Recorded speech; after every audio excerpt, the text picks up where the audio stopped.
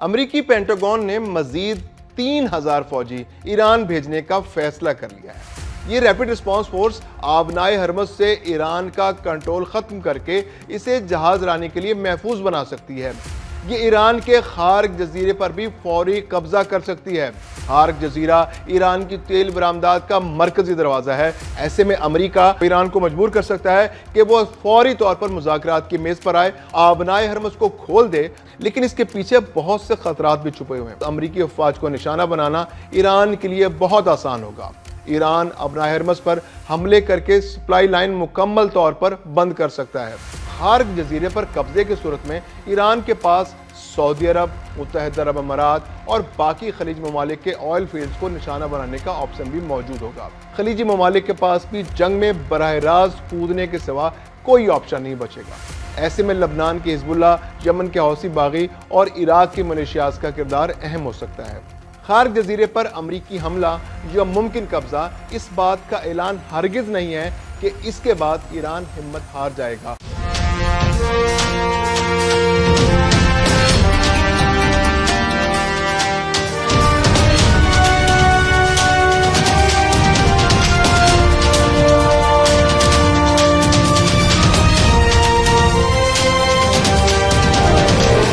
السلام علیکم۔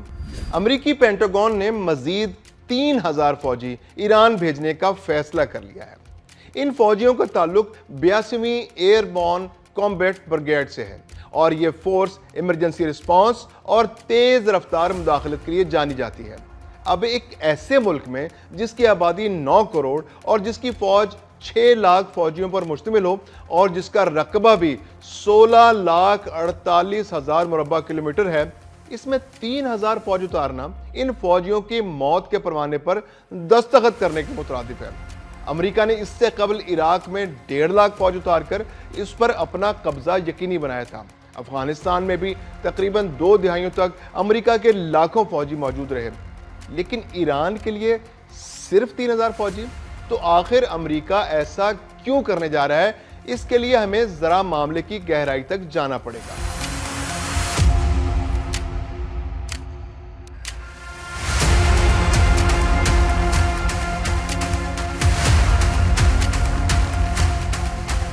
یہ بات تو طے ہے کہ یہ 3000 فوجی ایران پر قبضہ نہیں کر سکتے۔ ہاں، ایسے بہت سے کام ہیں جو ان فوجیوں کے ذریعے سر انجام دیے جا سکتے ہیں۔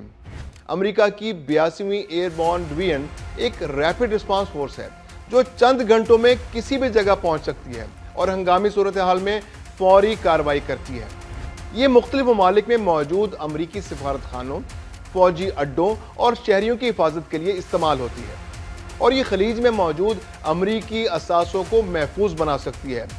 یہ ریپڈ رسپانس فورس آبنائے ہرمز سے ایران کا کنٹرول ختم کر کے اسے جہاز رانی کے لیے محفوظ بنا سکتی ہے، اور سب سے بڑھ کر یہ ایران کے خارق جزیرے پر بھی فوری قبضہ کر سکتی ہے۔ جی ہاں، ایران کی معاشی شارک خارق جزیرے پر، جہاں سے ایران کی 90% تیل برآمدات ہوتی ہیں۔ ایران تیل کے ذخائر رکھنے والا دنیا کا تیسرا بڑا ملک ہے اور اس کی معیشت کا مکمل انحصار تیل اور اس کی مصنوعات کی برآمدات پر ہے، اور ایران کی 90% تیل اور گیس برآمدات خارق جزیرے سے ہوتی ہیں۔ اور اگر امریکہ اپنے یہ 3000 فوجی خارق جزیرے پر اتار کر اس پر اپنا کنٹرول بنا لیتا ہے تو یہ ایران کی معاشی شارک کو کنٹرول کرنے کے مترادف ہوگا۔ خارق صرف ایک جزیرہ نہیں، یہ ایران کی معیشت کا دل ہے، اس کی توانائی کا مرکز ہے اور اس کی عالمی طاقت کا ذریعہ ہے۔ اگر یہ جزیرہ چلتا ہے تو پورا ایران چلتا ہے، اور اگر یہ جزیرہ رک جائے تو ایران کی معیشت ہل سکتی ہے۔ یہ جزیرہ ایران کی سب سے بڑی طاقت کے ساتھ ساتھ ایران کی سب سے بڑی کمزوری بھی ہے۔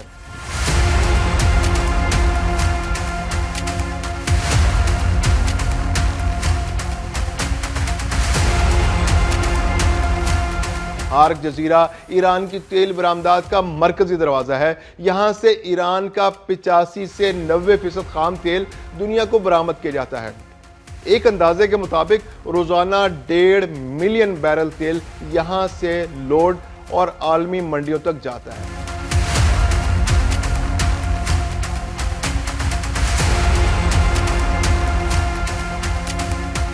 یہ جزیرہ خود تیل پیدا نہیں کرتا، بلکہ اہواز، مارون اور گچسرن جیسے ایران کے بڑے آئل فیلڈ سے تیل پائپ لائنز کے ذریعے خارق جزیرے تک لایا جاتا ہے۔ یعنی پورے ملک سے نکالا جانے والا تیل پہلے خارق جزیرے پر پہنچایا جاتا ہے اور پھر یہاں سے دنیا کو جاتا ہے۔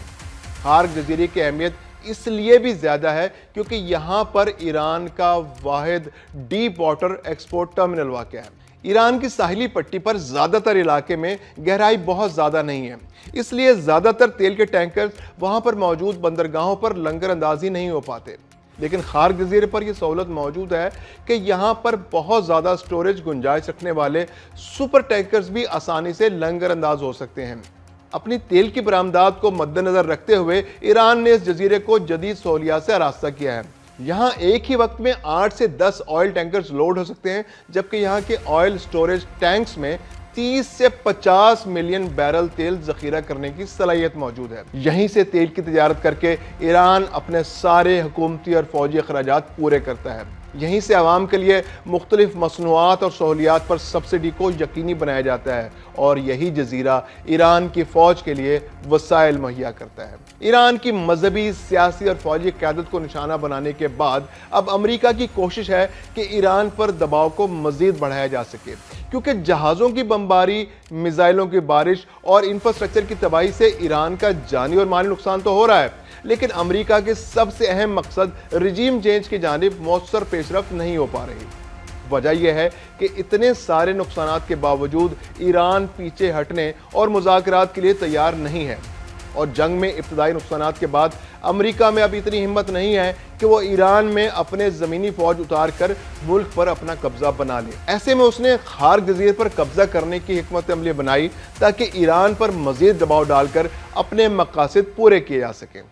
حالیہ جنگ میں امریکہ پہلے ہی خارق جزیرے پر ایک بڑا حملہ کر چکا ہے، جس میں جزیرے پر موجود ایران کے 90 سے زائد فوجی اہداف کو نشانہ بنایا گیا تھا۔ اس میں بڑے پیمانے پر فوجی تنصیبات کو نقصان پہنچا، جبکہ بہت سے ایرانی فوجی بھی شہید ہو گئے۔ یہاں دلچسپ بات یہ ہے کہ اس حملے میں ایران کی تیل کی تنصیبات کو جان بوجھ کر نہیں چھیڑا گیا، جو اس جزیرے میں امریکی مفادات اور ممکنہ عزائم کی نشاندہی کرتا ہے۔ ایسے میں امریکہ اپنی 82ویں ایئر بورن فورس کے 3000 فوجیوں کی فورس کو استعمال کرتے ہوئے اس جزیرے پر قبضہ جما سکتا ہے، جو ایران پر ناقابل برداشت معاشی دباؤ ڈال دے گا۔ ماہرین کہتے ہیں اس حملے سے امریکہ اور بھی مقاصد حاصل کر سکتا ہے۔ وہ ایران کو مجبور کر سکتا ہے کہ وہ فوری طور پر مذاکرات کی میز پر آئے اور امریکہ کی خواہشات کے عین مطابق کسی معاہدے پر رضامندی ظاہر کر دے۔ اس کے علاوہ جزیرے پر قبضہ کرنے کی صورت میں امریکہ ایران پر دباؤ ڈال کر اسے مجبور کر سکتا ہے کہ وہ آبنائے ہرمز کو کھول دے تاکہ جہاز رانی کی راہ میں حائل تمام رکاوٹیں دور ہو سکیں۔ اور سب سے بڑھ کر اس قبضے کے ذریعے امریکہ ایران کی تیل کی سپلائی لائن کاٹ سکتا ہے، جو ایران کسی صورت برداشت نہیں کر سکتا۔ ابھی حملے کا باضابطہ اعلان نہیں کیا گیا، لیکن آپشنز پر کھلے عام غور ہو رہا ہے۔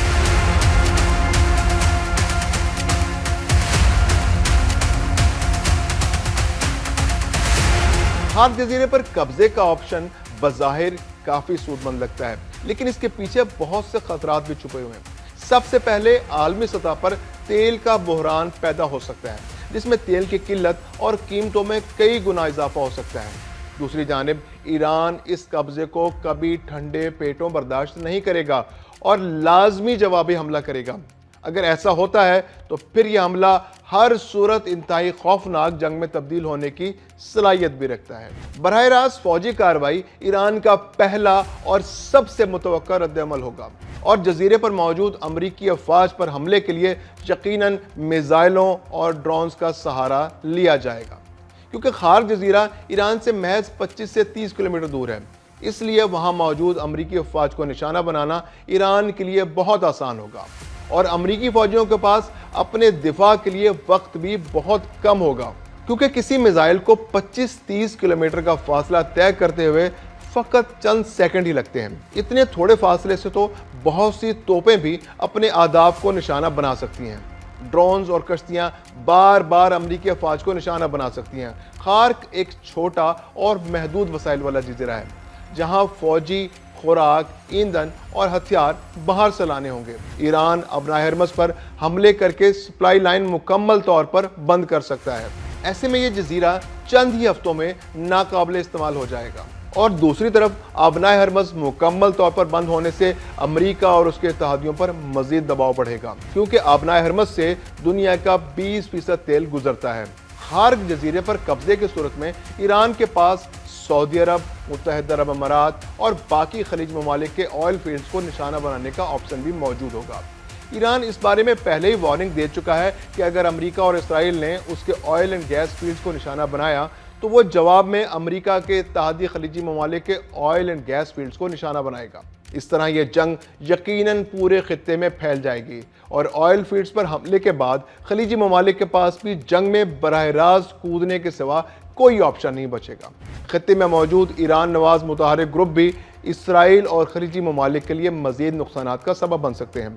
ऐसे में लबनान की हिजबुल्लाह, यमन के हौसी बागी और इराक की मलेशियाज का किरदार अहम हो सकता है। ये तो जंगी जवाब हो गया। ऐसे में ईरान को फौरी तौर पर मुतबादल रास्ते भी तलाश करना पड़ेंगे जहां से वो अपनी तेल की बरामदात जारी रख सके। उसे महदूद बरामदात के लिए अपनी छोटी बंदरगाहों को इस्तेमाल में लाना होगा। जहां ज़मीनी रास्ते इस्तेमाल हो सकते हों वहां उन्हें बरोए कार लाकर अपनी तिजारत को जारी रखना होगा। ये बज़ाहिर नामुमकिन लेकिन इंतहाई मुश्किल अमर होगा, क्योंकि इस तरह ईरान अपनी तेल की तिजारत को दोबारा शुरू तो कर सकता है, लेकिन ये ज़राए खार्ग जजीरे का मुतबादिल नहीं बन सकते और ईरान को अपने तेल की तिजारत के एक बड़े हिस्से से हाथ धोना पड़ सकता है।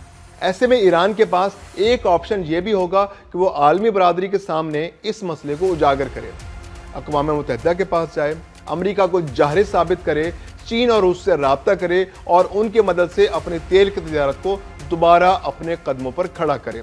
और इन सब तरीकों से भी अगर ईरान कोई मौसर कार्रवाई न कर सके तो फिर उसके पास एक ऑप्शन बचता है और वो है अपने ही हाथों खार्ग जजीरे में मौजूद तेल की तंसीबात और इंफ्रास्ट्रक्चर को तबाह कर दे, ताकि अगर वो ईरान के काम ना आ सके तो अमेरिका और इसराइल के भी काम ना आए। खार्ग जजीरे पर अमरीकी हमला या मुमकिन कब्जा इस बात का ऐलान हरगिज नहीं है कि इसके बाद ईरान हिम्मत हार जाएगा और ये जंग खत्म हो जाएगी, बल्कि इस हरकत के बाद तो यकीनन जंग का वो मरहला शुरू हो जाएगा जो पहले से बहुत ज़्यादा तबाहकुन होगा। इसलिए बेहतर है कि दुनिया की ताकतें इस मामले में कूदें, अमेरिका और इसराइल को समझाएं कि अमन ही पूरी दुनिया की बका है।